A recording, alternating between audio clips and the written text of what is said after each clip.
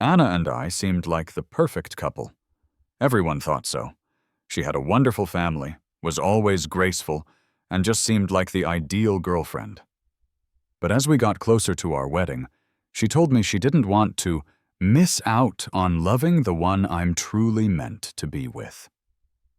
Just like that, she was gone. She very quickly married a younger, wealthy guy who was considered quite handsome. I was completely heartbroken and left. 3 years passed, and I ran into Anna at an event. She didn't look like the vibrant, radiant person I remembered. When she tried to suggest we should talk, I just gave a small laugh and said, "Sorry, my wife's waiting for me." As I walked away, I overheard people whispering, "Isn't that Mark? I heard he's back." Wasn't he the one who ended things with Anna? She's running her family's company now. I wonder if Mark regrets it. Walking into the main ballroom, all the chatter hit me. That was the first time in 3 years I was hearing the version of our breakup that had been circulating. It was a shock, just like her sudden breakup line had been. "Mark, maybe we should call it quits," she had said. "People only live once, and I don't want to miss out on true love. And Mark, you're just too dull for me." At that moment, I'd thought maybe it was just a passing bad mood. But the very next day, she posted her marriage certificate online. The caption read, "People have to live for themselves at least once." It was only then that it truly sank in.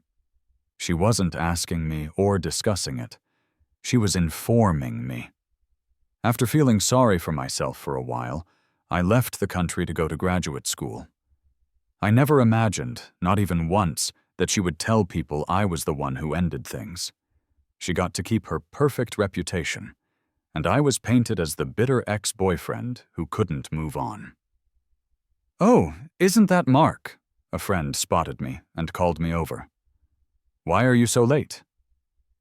I just brushed it off, saying something had come up. A few old friends gathered around. "Wow, you look great," one said. "With a physique like that, not becoming a model is such a waste." Another added, "Now that Mark is a top architect, his whole vibe is different. He's a real artist. No ordinary person can compare." I sensed a little bit of sarcasm in that last comment, so I gently tried to change the subject. Just then someone announced, "Anna's here." I turned around. 3 years ago, she would have been the shining star in any crowd, drawing all the attention. The woman who walked in now just appeared weary. My friend Sam leaned in and whispered, "Anna might be in charge of the company, but I heard she's having some serious family troubles." I was about to ask what he meant when Anna looked over. Our eyes met, and she hesitated before walking over to me. "Long time no see," she said. I just nodded, replying coolly, "Yeah, it's been a while." Our mutual friends, being considerate, quickly found reasons to be somewhere else and gave us space. This was our first real conversation in 3 years, and in a setting like this, no less. Anna was the one to start. "You look like you're doing well." I just said, "Yeah, not bad." "I heard you won an International Architecture Award," she continued. "Congrats on fulfilling your dream." Her voice was so familiar, just like we were catching up like old friends. I just smiled and said, "Thanks." The conversation hit an awkward pause. Anna broke the silence, admitting, I shouldn't have been so impulsive back then." "It's all in the past." I brushed it off lightly before she could say more. Before she could respond, a shadow rushed in and grabbed Anna by the arm in a surprise hug. Anna pressed her lips together, pulling away from the young man.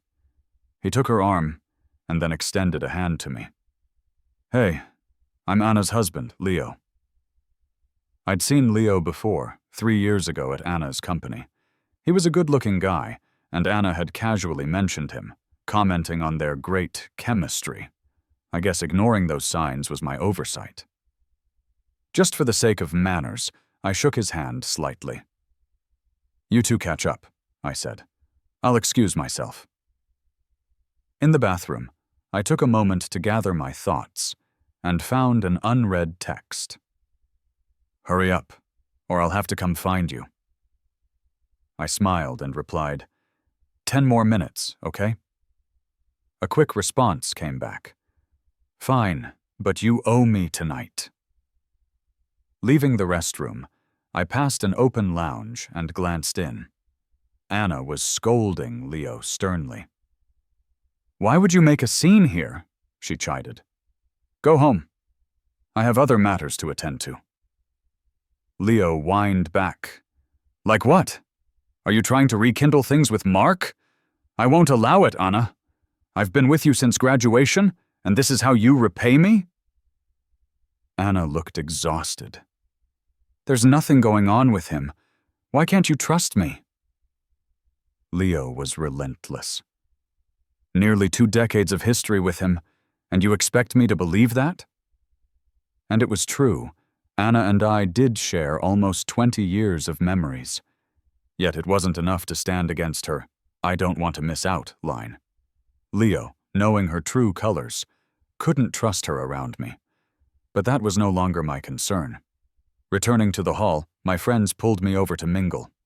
Mid-chat, Anna rejoined the group with Leo, who had apparently decided not to leave his beloved behind. They sat across from me, but the conversation stayed tense. Suddenly, Leo pointed at my neck and exclaimed, "Oh, did you hurt your neck?" Instinctively, I covered it, deflecting, "No, it's not an injury." But Leo was determined. He pulled my hand away to inspect it, exposing marks that were clearly from some intimate activity. Leo glanced at Anna with a meaningful look. Fixing my collar, I grew annoyed. Everyone else, being adults, judged Leo's action harshly, but he seemed oblivious, probing further. "Mark, it's been years since you and Anna. Do you have any new girlfriends?" I didn't even answer before hearing Anna hiss, "If you keep messing around, I'll have you sent home immediately." Leo felt wronged. "I just wanted to check on your friend. No harm meant." Anna's face went pale. "Shut up," she seethed. She looked like she wanted to apologize to me, but I got up first. "I've got things to do. I'm heading out." As soon as I reached the car, someone hugged me from behind. A woman's clear voice chimed in my ear. "You're 1 minute late." I couldn't help but chuckle.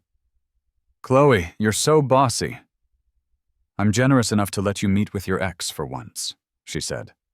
I couldn't find a reason to argue with that. "Want to come over to my place tonight?" I nodded. We were walking, and suddenly Chloe stopped, cupping my chin and kissing me. After the kiss, I shot her an angry look. "Chloe?" She just seemed to be in a good mood. "Yeah, I'm here," she said, hugging me as we got in the car. She was looking back towards the banquet hall, smiling slyly. I followed her gaze, but there was nothing there. "What are you looking at?" "Nothing," she said. "This place is nice." I didn't question it. "Yeah, it is." The next day, my friend Sam called. After chit-chatting about the past few years, he shifted the topic. "I heard Anna and Leo had a big fight last night. Anna even mentioned divorce." He then added, "Even though you were the one who broke up with her, Anna got married the very next day. That's not great character." "Sam," I said, "I didn't break up with her." I told him what Anna had actually said to me back then. Sam was fuming. "That witch! She blamed everything on you all these years. I'm going to clear your name right now." "It's fine," I said. "It's all in the past." Maybe talking to Sam brought back memories of the night Anna broke it off. I had made all her favorite dishes. She came home at 11 p.m. Without even glancing at the table, she headed to the study. I called after her. "Eat something before you get to work." "I already ate," she said. But it was our anniversary. She had promised in the morning that she'd come home for dinner with me. I wanted to say more, but Anna got a phone call and was about to leave. I stopped her. "Today is our anniversary." She stared at me for a long time, and I thought she felt guilty. Then she suddenly said, "Mark, maybe we should call it quits." I stared at her for a long time before asking why. She said, "You're too boring, Mark. We've known each other forever. You're only into books and design, nothing else. You're too dull. I don't want to spend my life with a stiff." That night, she left and never came back. I sat alone all night until she posted her marriage certificate on social media. I thought she was just having a bad day, but I was wrong. After the breakup, I was in a slump for a long time. My parents were worried, so they sent me abroad to study and clear my mind. Even abroad, it took time to get over it. I often drank myself silly at bars. That's when Chloe came along. She took me home when I was drunk and took care of me all night. The next day, I thought we had slept together and felt even worse. She calmly said, "I, Chloe, wouldn't take advantage of someone like that." Finding out I was attending school near her company, Chloe often picked me up for meals. Naturally, we became friends. Breaking the friendship boundary happened about 6 months ago when I won that International Design Award. I took her out to dinner to celebrate, and on the way back, she asked seriously, "I've been after you for a while. Aren't you going to make it official?" Looking at this woman, who is both capable and graceful, I impulsively agreed. When Anna asked to meet, I was trying on a suit for a friend's wedding. I gave her the suit shop's address. By the time she arrived, I had changed back into my casual clothes. She suggested going across the street to sit down. "Let's just stay here," I said. "If Chloe, the jealous type, found out I was alone with you, it'd be trouble." As I went to sit down, a sharp pain shot up my thigh from where Chloe had playfully bitten me, leaving a lasting mark. I placed a soft pillow under me, asking, "What's so important that we need to meet face to face?" Anna took out a small jewelry box. "This belongs to you," she said, returning it. Inside was the proposal watch I had given her years ago. I looked at her coldly. "What's this about?" "It's your watch. I can't keep it."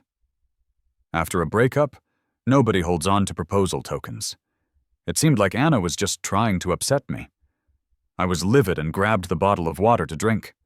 I don't know if I drank too fast, but I started coughing violently. Anna tried to help, but another hand beat her to it, helping me. "No need, Anna. My boyfriend just choked," Chloe said. "He wasn't eating. How could he choke?" Anna frowned. "He had a big cherry this morning," Chloe said. "He choked for 20 minutes before he finally spat it out." Anna was puzzled, but soon her face tightened, and her fist clenched. She looked ready to snap. The two women stared each other down, neither backing off. Finally recovering, I told Anna, "Anna, keep it or toss it. It's up to you."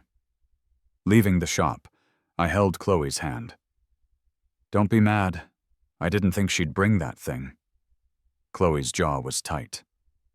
"You met her privately." "But this is your turf, Chloe," I said. "She's history. No future, no chance." Though Chloe still looked stern, the corners of her mouth betrayed a hint of a smile. I held her close. "Tomorrow's design show. I saved you a good spot." "That's more like it," she said. At the design show, Anna showed up. Through the crowd, I saw her being led to the front row seat I had reserved for Chloe. I'm not sure if it was just me, but it looked like Anna gave Chloe a challenging smile. Chloe didn't pay her any mind. She just quietly watched the backstage area. I called over my assistant and gave a couple of quick instructions. Not long after she left, someone came over to Chloe, whispered something, and took her to the best private room on the second floor. Looking at Anna, Her smug expression was quickly replaced by a dark one. But honestly, I didn't care. After the exhibition ended, I headed backstage to wait for Chloe. Surprisingly, it was Anna who showed up instead, holding a bouquet. "Mark, you look really handsome today," she said. I didn't take the flowers. "Thanks, but I'd rather not accept them to avoid any unnecessary trouble." "Is that because you're afraid she'll misunderstand?" "Yeah," I replied. "You've changed," she said. "You weren't like this before." "No, I was always like this. Since being with her, I've kept my distance from other women, never letting her misunderstand." Her lips tightened as she seemed to recall something. "So now you're going to keep your distance from me?" "Yes." A flash of pain crossed her eyes, but she quickly regained her composure. "I came to tell you there's a college reunion coming up, and everyone wants you to be there." I nodded. "I'll be there." I had a good relationship with my college friends, and I wasn't going to miss the reunion just because of Anna. After Anna left, Chloe immediately came in. Her face was expressionless, making it hard to tell if she was upset or not. I explained what had happened with Anna. Chloe remained stoic. "You're going to attend?"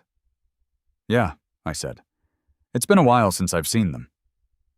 Seeing her pretend to be aloof made me smile. So I took her hand and said, "I want you to come with me." I had come back to the country to prepare for our engagement and wedding plans, and the reunion was a perfect time to introduce Chloe to my old friends. Those rumors about me would be quickly dismissed. On the day of the reunion, Chloe cleared her schedule to accompany me. As we were leaving, I got a call from Sam. "Mark, we just got word that no partners are allowed today. I checked around, and they said Anna organized the event, and she was the one who set the no partners rule. How outrageous. Everyone brought someone every year. Was this her way of wanting her husband to stay away too?" Sam and the others thought maybe Anna just didn't want her husband around, but we all knew she was targeting Chloe. I looked at Chloe. She gave a sly smile, her eyes cold and dark. I can't wait to see what she's up to. Chloe made a few calls, and then we headed out together. At the entrance to the room, Chloe told me to go on ahead, saying she'd be right behind. Just as I was about to knock, I heard someone talking about me inside. "I heard Mark found some rich old cougar abroad. He might be living it up now, but that's what happens when you find yourself a sugar mommy. With Mark's model-like physique, what woman wouldn't be charmed? If I had that build, I'd pick a wealthy partner, too." "Anna, didn't you meet his woman?" Anna's voice was void of emotion. "Nope." "So the rumors are true. Good thing you broke up early. Wouldn't want to be swindled for too much money." "Exactly. Between Leo and Mark, it's obvious Leo is the better. Catch, right, Anna?" Anna seemed to chuckle. "Life can't be too boring." I'd never seen this side of Anna before. She usually knew right from wrong and had a sense of propriety. But now, personal agendas led her to ignore the truth, an eerie departure from who she used to be.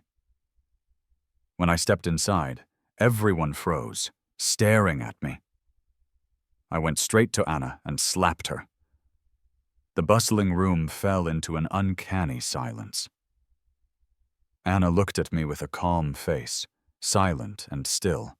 Her friend was the first to speak. "Mark, what's this about?" I looked Anna in the eye. "You broke up with me and then trashed my reputation. I didn't care because I didn't know better. But you know the truth now and still spread lies with them. Anna, I really have no respect for you." Her friends were agitated. "Mark, what are you even talking about? Anna only spoke a few truths. Was it necessary to get so mad?" I held back my anger. "Which truths do you mean? How about the one where she broke up with me at night and got married to someone else the next day? Or how she brought our old stuff to rub it in my and my fiancé's face?" Everyone just glanced at each other. Maybe it's because Anna had maintained a spotless image for years, but folks still took her side. Mark, we know you haven't gotten over Anna, but you cheated first, didn't you? Yeah, Mark, regret it all you want, but don't ruin other people's families. No matter what they said, I wasn't fazed. I just stared calmly at Anna.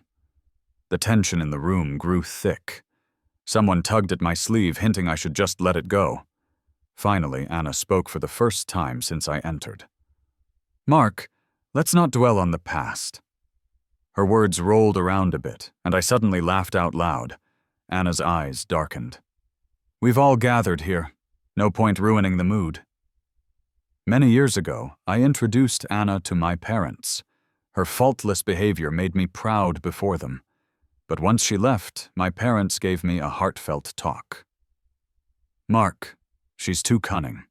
If things don't work out, she'll know exactly how to hurt you. Back then, I was head over heels for Anna, not listening to a word of caution. I even reassured them that regardless of who she'd hurt, it wouldn't be me. Recalling that conversation now, it's just painfully ironic, looking at this two-faced woman in front of me. Just as I was about to speak, someone rushed towards me. Mark, you jerk! I knew you couldn't give up on Anna. It's been years and you're still eyeing someone else's wife. Can't the rich old lady you're with satisfy you? Leo lunged at me. He was so fast there was no way to dodge. Then, just as he was about to hit me, a hand pulled me aside. Leo stopped in front of me, casting a sharp glance at the woman behind me. Oh, and who is this? Another one of Mark's women? This man being single sure is different, finding women wherever he goes. The woman he mentioned was nervously checking if I was hurt. I held her hand and turned to Leo, my tone a bit harsh. If you want to act out, pick a better time. This is our school reunion, so please don't make a scene. Leo's expression turned as he looked at Anna, who didn't seem to be interested in kicking him out. He then laughed. But my wife planned this whole thing. What can I do? If you don't like it, you're free to leave. Sam's voice chimed in at just the right moment. Yeah, Anna organized it, and she specifically said no partners allowed. How come nobody else brought theirs but you did? What, did she bring us all here just to show off with you? Sam's comment got a few guys who didn't like Leo to nod in agreement. Seeing how things were turning against Anna, Leo hurried to explain. I didn't mean that. But he stammered. Finally, he looked to Anna for help, but her face was already dark with anger.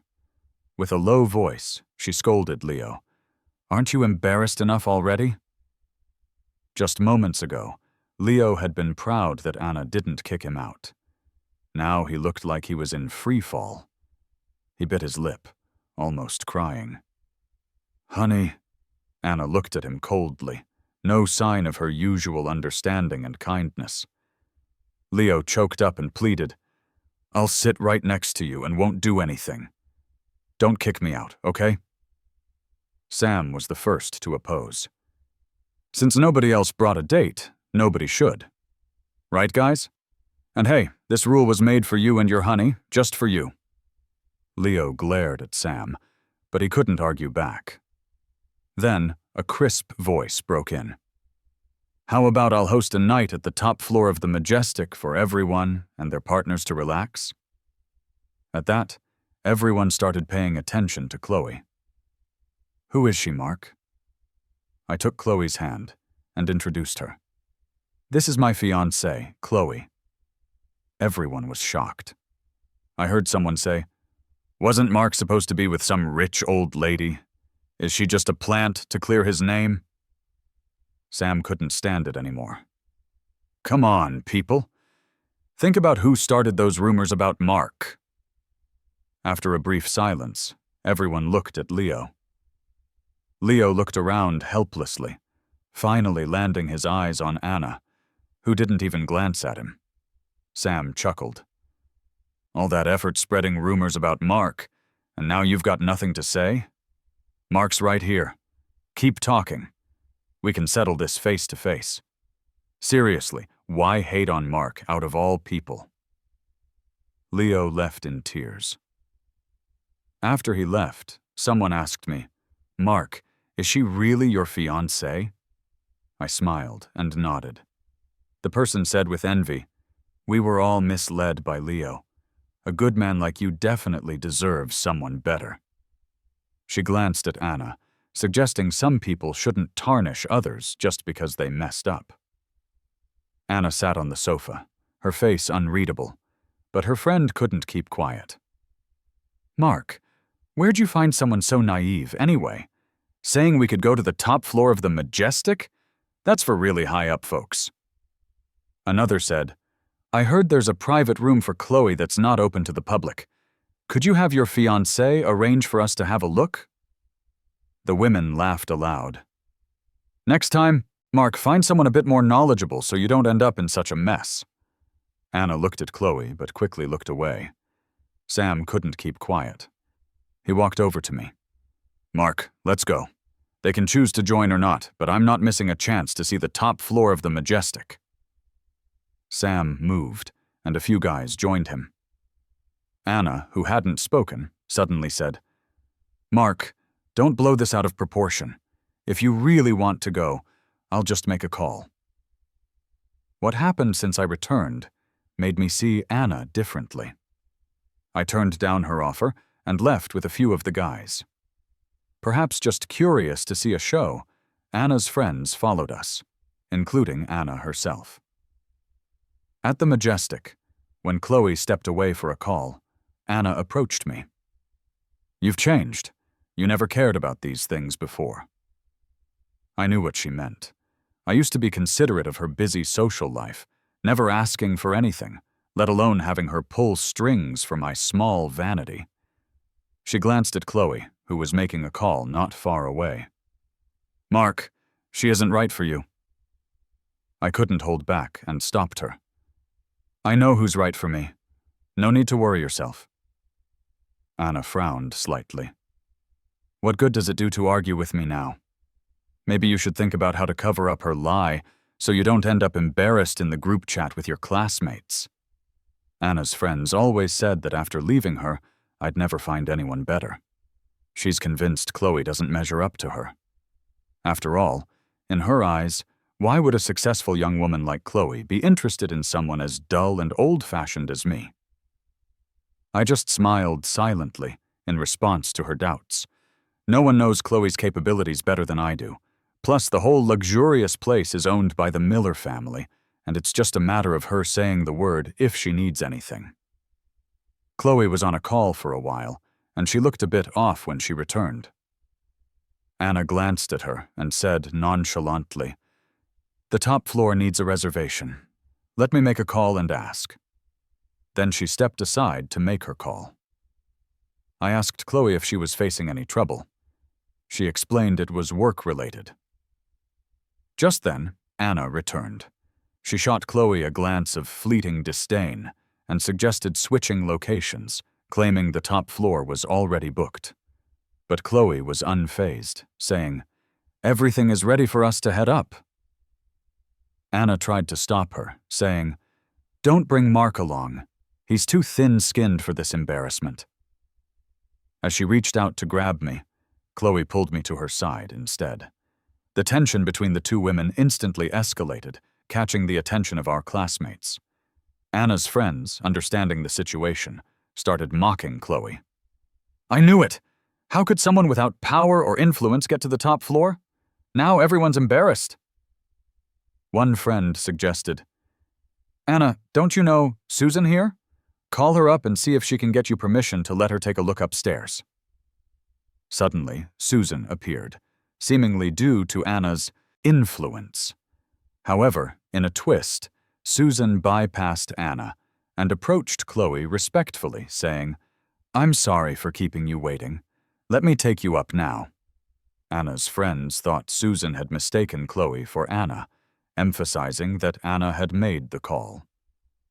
Susan finally looked over and mildly acknowledged Anna's presence, but reiterated that the top floor was reserved for Miss Chloe. Surprised and silent, Anna and her friends realized Chloe's true identity. Chloe had been overseas for years, so her connection to the Miller family was not common knowledge locally. This turn of events soured the night for Anna and her friends, who stayed until the party's end, while others, like Sam, gleefully ridiculed them. After the reunion, Chloe began taking over her family's business. Despite her hectic schedule, she made time to send me messages and plan little surprises. That was, until I unexpectedly visited her at work one day and discovered she and Anna had a fight. Seeing me, Chloe tried to avoid the topic, but when cornered, she came clean. Anna had tried to meet with Chloe, and things got heated quickly, resulting in a physical altercation. I quietly applied ointment to the scratches on her arm. "Chloe," I called her, "Anna's in my past. There's no need to waste time on her." She smiled and joked, "Well, what if I told you she's still hung up on you?" I retorted, "What people think is their own business. Can you control that?" Chloe chuckled. "Gotcha. Speaking of which, I aimed those punches at visible spots." I pointed at a bruise on her face. "Why did you let her hit where it leaves a mark?" Chloe didn't deny it, saying, "So you'd feel sorry for me." The next day, she asked me to join her on a business trip. Although initially hesitant, I couldn't refuse her persistent persuasion. Unexpectedly, I bumped into Anna during the trip, and even more surprisingly, Leo was there too. At the hotel's hot springs, I overheard Leo talking to a friend. He bragged about how he easily manipulated Anna, taking credit for sabotaging our relationship to keep her at his side. He was laughing about stealing money I had saved for her. He called me boring and dim-witted. After hearing this, I finally understood Anna's real view of me. Turns out she wasn't telling me everything. But if she looks down on me so much, why did she keep coming back after I returned to the country? After that business trip, I grabbed a box from the corner of my study. It held all the memories I had with Anna. It's been gathering dust ever since I moved abroad. If not for Leo's words, I might never have opened it. I took out an old phone and a few memory cards, tossing the rest. The memory cards were intact, and the phone powered up after charging. I downloaded everything off the memory cards and then dialed a number. The next morning, noise woke me up. The Smiths were at it, raising a ruckus in the living room and demanding answers. As I got ready and headed downstairs, Anna's parents grabbed my hands. "Mark, let it go. Don't hold it against her, okay?" "Yeah, Mark. You two were once together. Why cut off her options like this? Take down those videos online." I gently pulled my hands away and went to stand by my parents. "Uncle, Aunt, Anna sent you over, didn't she? Tell her I'm just trying to clear my name, in my own way. No more, no less." Anna's parents seemed taken aback by my bluntness and just stood there, stunned. I took my time and continued. "Anna cheated first, then slandered me, and now has beaten up my fiancé with some lame excuse." Before I even finished, my mom suddenly stood up. "What? My daughter-in-law got hurt? Where? How serious is it?" My dad slammed his fist on the table in anger. "This is outrageous. You guys hit someone, and you're here placing blame first? Unbelievable! Butler, get them out of here!" By the time Anna's parents realized the situation had turned against them, it was too late. As they were being shown out, all they could do was beg me to delete the videos and chat logs online. I hadn't known about those chats and videos until Leo mentioned them. He called me a fool for trusting Anna too much, and for never checking the surveillance videos. Had I watched just any day's footage, I'd have seen the sneaky escapades of him and Anna. He also mentioned that old phone was specifically for Anna and his flirtations, though Anna had told me it was her work phone. Anna probably never imagined her supposedly perfect lover would leave her so exposed. My mom, who had always adored Chloe as her future daughter-in-law, fumed after kicking them out. "Your daughter likes to stick her nose in things. Why not have her deal with her own mess? Why bother us?" After Anna quickly married Leo, I hit a rough patch for a while. My parents had even gone to ask Anna to visit me. But what did her parents say? "Our daughter is so extraordinary. She never lacks male company. If she had to clean up after every breakup, when would she get any work done? Your son has had 20 years with our daughter. Didn't he benefit from her too? Your son's quite handsome. Getting another good match shouldn't be an issue." Now that the tables were turned, it felt like my parents finally got to stand tall. Afterward, they didn't scold me but praised my actions. "You did the right thing, Mark. We're behind you. If we knew you kept those things, Anna would have faced karma much sooner. By the way, Mark, is Anna still bothering you?" I shook my head, but 2 days later, Anna showed up once more. The scoop I gave my journalist friend hit every major headline. The buzz didn't die down for days. Sam mentioned that Anna's been swamped dealing with that scandal, even losing out on major projects. Meanwhile, from Chloe, I heard she scored several big deals recently. Talking about Anna's situation, Sam couldn't help but sigh. "Who would have thought that about Anna? Good thing you cut ties when you did, or you'd be caught up in it now. Leo causing a scene recently, and now Anna's mess. He's the last to dare speak up." I quietly listened as images of those leaked videos flashed in my mind. Before breaking up with me, Anna had snuck Leo into our home. On the couch I chose for us, they made out passionately. Behind my back, they played house in my place. And during her late nights supposedly working, she was on all-night calls with him. Yet I never once doubted her. That day, I was stuck at the studio working late. When I came downstairs, there was Anna, leaning against a car by the road. Cigarette butts were scattered all around her feet. As soon as she saw me, she strode over. Up close, I realized Sam's description of her had been an understatement. Anna looked defeated. The clothes she usually kept pristine were wrinkled, her hair was a mess, and there were heavy bags under her eyes. Obviously, she hadn't rested in a long time. "Want to talk?" she asked.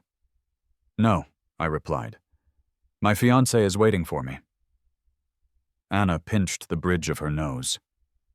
"Did you release those videos and chat logs? Did it have to be so ruthless?" I stepped back, creating space between us. "It's not about being ruthless. I just want justice for myself." Her face darkened. "Do you realize what you've released can ruin me?"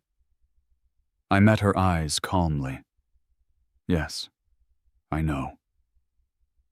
"Mark, I thought you were different from other men. Turns out you're even more vicious. What happened back then is my fault, but did you really do nothing wrong?" After all these years, we brought up the breakup for the first time, and here we were, confronting each other like this. She still thought she did nothing wrong. I was the one at fault because I was uninteresting, and I shouldn't have exposed her cheating, cutting short her career. But seriously, where did I go wrong? "Mark," she continued, "I'm a woman. You seem to need nothing from me. It made me feel unnecessary, like I didn't exist. Do you get that?" "I don't," I replied. "If you didn't love me anymore, you could have told me. You didn't need to hurt me." "I didn't mean to," she started. I cut her off. "You just wanted some thrill, didn't you? You got married the day after we broke up and told everyone I was the one who cheated, right? Anna, we're adults. Let's stop pretending. After this, we're done." I heard footsteps approaching. It was Leo. He wanted to come closer but hesitated because of Anna. She noticed him and frowned even more. Why are you still following me? Leo paused, almost crying. I'm sorry. I didn't mean to. He looked at me suddenly. It was you, wasn't it? You overheard me talking, didn't you, Mark? How could you be so cruel? Do you want to ruin Anna? His face was twisted and hysterical in front of me. I turned away without a second thought. Chloe came around from behind the car and grabbed my hand. As we got in, she asked playfully, "If I hadn't come home today, would you have stayed up all night talking to her?" I nodded. Who knows? Chloe's face darkened. That night, she didn't let me go home, challenging me into all sorts of exhausting tasks. I could barely keep up. As the wedding date approached, Chloe and I got busier. Our families were thrilled about the marriage. On the wedding day, Sam found me in the dressing room. I just saw Anna. Man, I barely recognized her. I'd heard bits and pieces about Anna from Chloe, but she didn't want me digging too much. All I knew was Anna's life was a mess now, with her company facing bankruptcy. You've heard of Leo, right? Sam said. Anna's trying to divorce him, but the Luft family is blackmailing her to stay with him. Everyone knows the score. Even if she stays married, Anna won't ever reach her old heights again. And Leo is unstable. Who knows what drama he'll stir up next? But none of this concerns me anymore. With my mom by my arm, I walked towards the woman in the center of the stage. Her gaze was like an unbreakable vow, fixed on me. It was as if she was telling me that not all people are the same.